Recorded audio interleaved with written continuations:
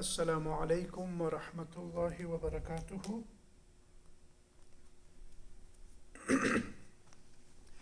Today's quotation is number 59 in the PDF that we had shared, and it's with regards to reliance on our deeds and how much attention we give our deeds and our actions. Bismillah, alhamdulillah, wa sallallahu ala nabi lummihi. So the author says, قَطَأَ السَّائِرِينَ لَهُ وَالْوَاصِلِينَ إِلَيْهِ عَنْ رُؤْيَةِ أَعْمَالِهِمْ وَشُهُودِ أَحْوَالِهِمْ. Allah subhanahu wa ta'ala prevents those who have voyaged towards Him, who have traveled, who have started the journey. What has He prevented them from? Looking at their own deeds, from witnessing and seeing their own deeds. And likewise, those who have reached Him, they also, Allah prevents them from witnessing their states. So people that are at a higher level of spirituality, they too do not focus on their spiritual highs, but rather they're focused on Allah subhanahu wa ta'ala. So the beginner and the advanced, a seeker of Allah subhanahu wa ta'ala, both groups do not look towards their actions. And then he gives the reasoning. أَمَّا السَّائِرُونَ, those who have voyaged towards the journey, towards Allah subhanahu wa ta'ala, فَلِأَنَّهُمْ لَمْ يَتَحَقَّقُوا الصِّدْقَ مَعَ اللَّهِ فِيهَا, because they have realized that their actions are not so excellent. Because when we try to focus and try to commit to a certain action for Allah subhanahu wa ta'ala, we know there is a lack in it all the time. Either the intention might be weak, or the consistency might be off, or the concentration might be off.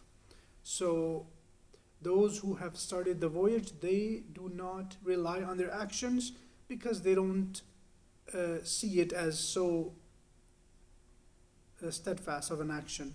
وَأَمَّا الْوَاصِلُونَ, as for those who have reached, فَلِأَنَّهُ غَيَّبَهُمْ بِشُهُودِهِ عَنْهَا, because they're so focused on Allah subhanahu wa ta'ala, they have become oblivious of everything else besides Him.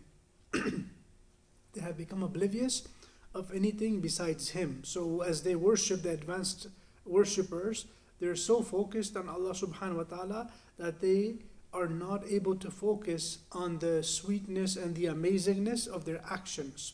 So outsiders, somebody who is just viewing the worship, will say, wow, mashallah, this zakir, the person who's remembering Allah, he looks like in a beautiful state, he's worshipping Allah, he's doing so much zikr, so he looks amazing in his state.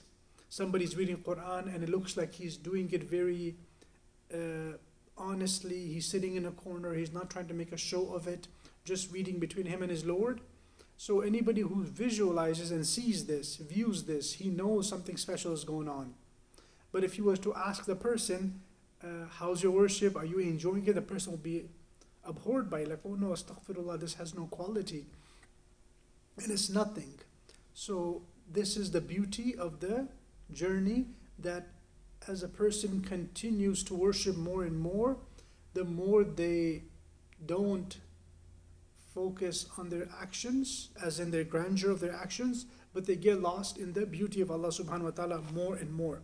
And there's a very interesting story here where Wasiti rahimahullah is mentioned about him, that when he went to Nisapur, he asked Sheikh Usman's students, what does a sheikh teach you? What is his famous teachings? So they said, oh, he tells us to stick to obedience and to see weakness in our actions and see the lack in our actions. So the fact that the sheikh was still teaching them to look at their actions and trivialize them and to look at them in a lacking way, that bothered Sheikh Wasiti. So he mentions, wow, he still tells you to focus on your actions indirectly. He's still telling you to look at your actions.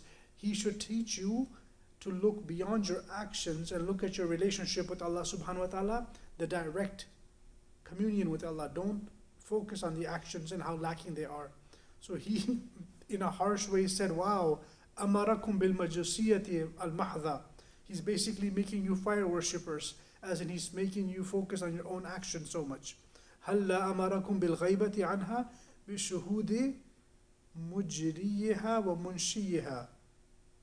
Why didn't he ordered you to be absent from the actions by focusing on the one who helped you do those actions and initiate those actions? So the Lord made you do those actions, you should have focused on them. So all this, the author and the commentator now explains that all this, the point of all this is to become less conceited by our actions. The soul, the nafs, is a terrible entity, and it always wants glamour and conceit. So every time we do something small, we want to put some grandeur into it, so we start thinking how good our action was. For example, let's say I pray 2 rakat salat, and now afterwards I'm thinking, oh mashallah, I did the ruku really well, I did the sujood really well. So that is very, very conceited when we keep looking at our actions and the beauty in it. So that is lack of adab. So the author mentioned that is i'jab, but rather the adab would be not to focus on the good quality of the action, but rather focus on the grace of the Lord that constantly comes upon us, which allows us to do the worship.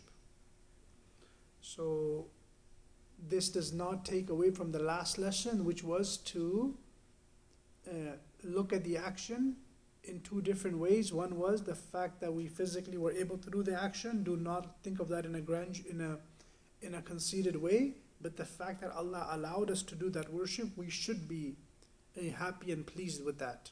So we'll continue with that message this week also. We should be happy that we got to do a good deed, but not happy by the quality of the action, or rather we should be lost in the love of Allah subhanahu wa ta'ala, and that should be our motivator. So may Allah subhanahu wa ta'ala give us tawfiq to understand. Wa akhiru da'wana alhamdulillahi rabbil alameen wa sallallahu ala nabiyil ummi.